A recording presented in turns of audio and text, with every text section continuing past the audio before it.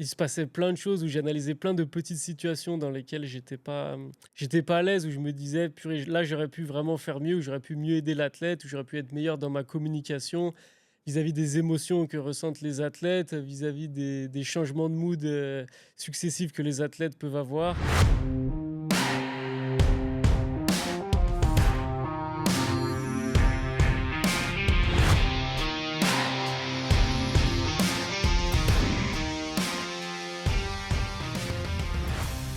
Du coup, je m'appelle Maxence Tevel, j'ai 33 ans, je suis entraîneur de l'équipe de France de snowboard freestyle.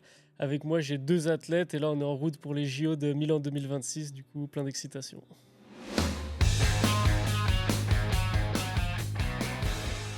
Ce qui m'a poussé un peu vers l'intérêt dans la préparation mentale pour les athlètes, c'est vraiment l'expérience. Et en fait, avec le temps, je me suis rendu compte que là où il y avait beaucoup à apporter aux athlètes, c'était au-delà de l'aspect prep physique ou technique, choix des tricks et stratégies, mais que pour que les athlètes puissent vraiment être performants, que ce soit à l'entraînement ou en compétition, puisque c'est la finalité, il y avait vraiment quelque chose d'au-dessus, entre guillemets, qui va vraiment englober tout le reste. Et c'était la dimension mentale ou psychologique. C'est vrai que des fois, j'ai toujours du mal à mettre un mot dessus, mais en tout cas, ça va être vraiment tout ce qui se passe dans la tête pour les athlètes.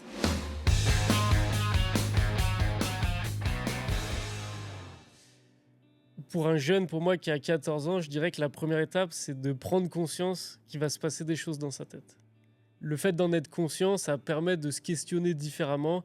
Et je pense que plus tôt les athlètes en sont conscients, plus ça sera simple déjà pour eux de comprendre certaines choses et d'accepter justement du support dans ce domaine-là de l'extérieur, que ce soit d'un coach, d'un parent, d'un autre athlète, d'un grand frère, d'un préparateur mental dédié. Une des spécificités, je pense, qu'on a dans l'aspect mental qui est lié au snowboard freestyle, c'est la prise de risque, de trouver cet équilibre constant entre c'est quoi le risque maximal que je peux prendre pour faire une figure par rapport au niveau de difficulté de la figure. Et ça, c'est vraiment une spécificité du snowboard freestyle ou des sports freestyle en général, où bah, c'est tout le temps de flirter avec le risque maximal pour avoir la progression la plus optimisée. Comme c'est un sport de jugement, quand un athlète il part pour réaliser son run ou sa figure, il sait ce qu'il va réaliser et c'est un choix mûrement réfléchi. Et souvent, les athlètes, ils sont au départ, ils vont avoir le choix entre ils ont une figure qu'ils ont une chance sur deux de replaquer, mais qui peut potentiellement les faire gagner, et une figure qu'ils ont 90% de chance de replaquer. Par contre, ils savent qu'ils feront pas mieux que cinquième avec cette figure.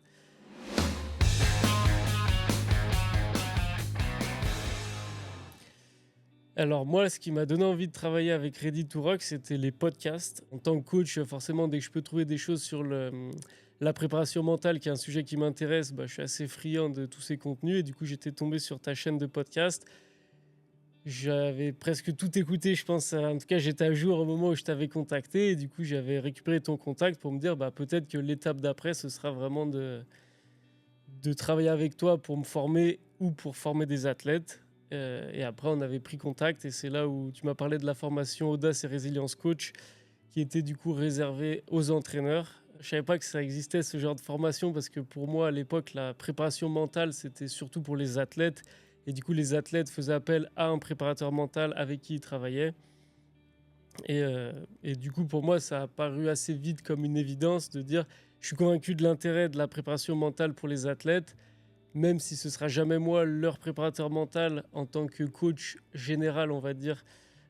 C'est un point que je dois travailler et plus je serai bon sur ce point, meilleur je serai en tant que coach. Et du coup, bah voilà, c'est ce qui m'a un peu motivé pour cette formation. Et comme j'avais aimé les podcasts, je me suis dit qu'il n'y avait pas de raison que j'aimerais pas la formation.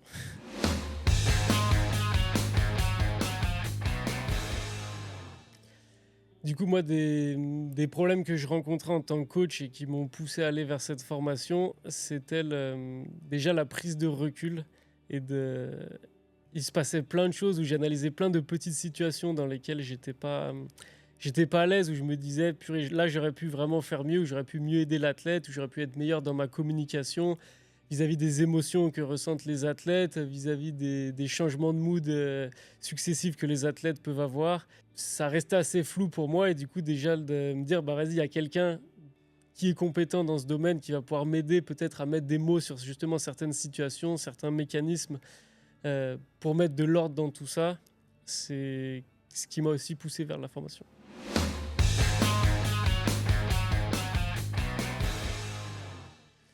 Ce que j'ai aimé dans la formation avec Nathan, c'est d'abord l'écoute.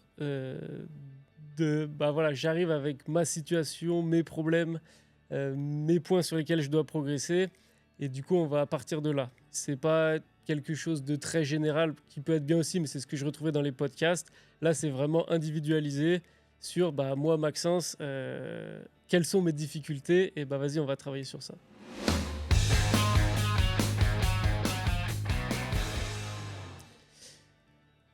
Parmi les différentes choses que j'ai appris, une des choses qui a de l'impact pour moi, c'était le travail sur les croyances limitantes et les cartes du monde, où c'est un moyen assez simple d'avoir un impact rapide sur les athlètes. Ça m'a permis d'avoir une vision différente et un peu plus réfléchie de comment apporter des choses aux athlètes.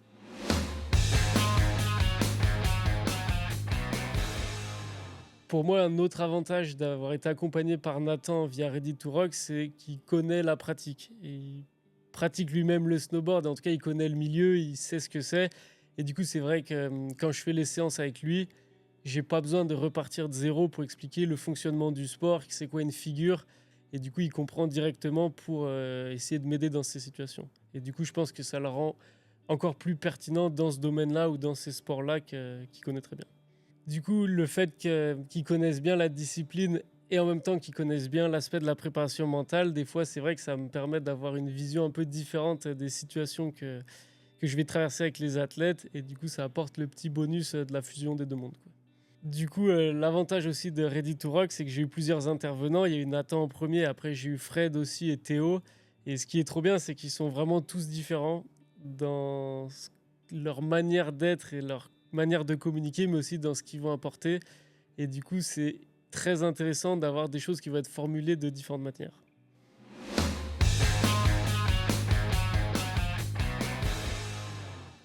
Non, moi, le fait qu'il y ait plusieurs intervenants, c'est pas quelque chose qui me faisait peur au début parce que j'avais confiance dans la formation et je me dis que c'est toi qui gères. Donc, ton but, c'est quand même de mettre des intervenants de qualité, sinon ta formation, elle tient pas debout et que du coup, ça fait aucun sens. Donc, non, ça m'a pas fait peur. Et après, même pour moi, sans connaître les intervenants, je pense que dans ces domaines-là, plus il y a d'intervenants, mieux c'est. Parce que ça permet des fois sur un même sujet d'avoir une formulation différente et tout le temps il y aura une formulation qui nous parlera, en tout cas qui me parlera plus qu'une autre, et du coup le fait là-dessus d'avoir plusieurs intervenants, pour moi c'est plutôt un plus.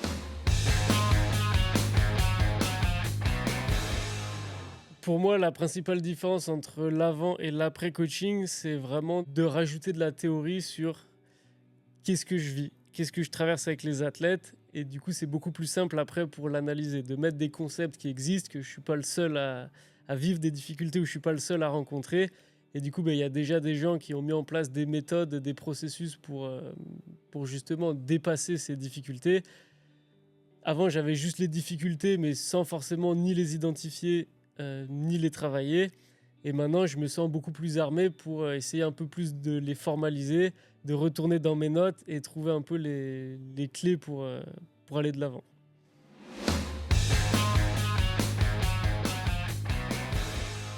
Du coup, quelque chose aussi que je trouvais intéressant dans cette formation, c'est qu'il y avait à la fois une partie individuelle, où là on fait des one-to-one avec que ce soit Nathan, Fred ou Théo dans mon cas, où il y avait toute une partie collective, où on était 8 personnes, 8 coachs qui se faisaient former en même temps, où du coup il y avait beaucoup de partage.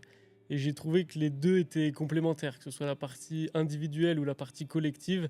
Ça permet vraiment de cerner, je pense, l'ensemble de tout ce que peut apporter la préparation mentale.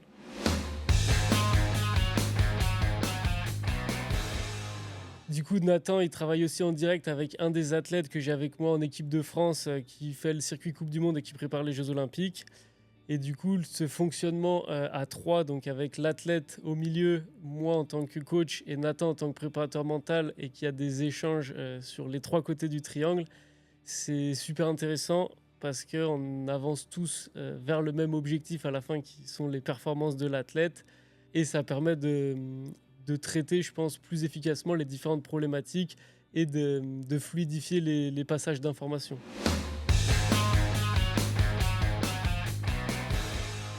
Du coup, tout ce qui concerne les formations dont la préparation mentale en fait partie, c'est toujours souvent une réflexion parce que tout a un prix et du coup, c'est de savoir est-ce que ça vaut le coup ou pas. De mon expérience, se former, ça fera toujours avancer. Il faut pas négliger cet aspect investissement et du coup, comme la préparation mentale, c'est pour moi quelque chose de central dans mon métier de coach, c'est, je pense, là où j'ai trouvé que c'était le plus pertinent d'investir mon budget personnel formation, entre guillemets.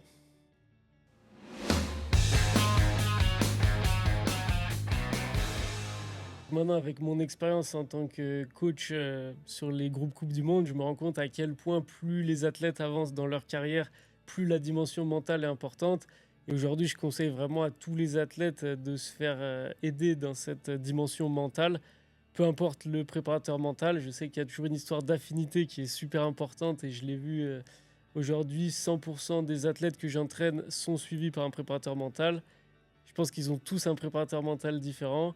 Mais dans tous les cas, je conseille à tous les athlètes de se faire accompagner par un préparateur mental. Et de ce que je vois, c'est pareil aujourd'hui dans tous les pays. Je pense qu'il n'y a pas un athlète du circuit Coupe du Monde qui n'est pas suivi par un préparateur mental.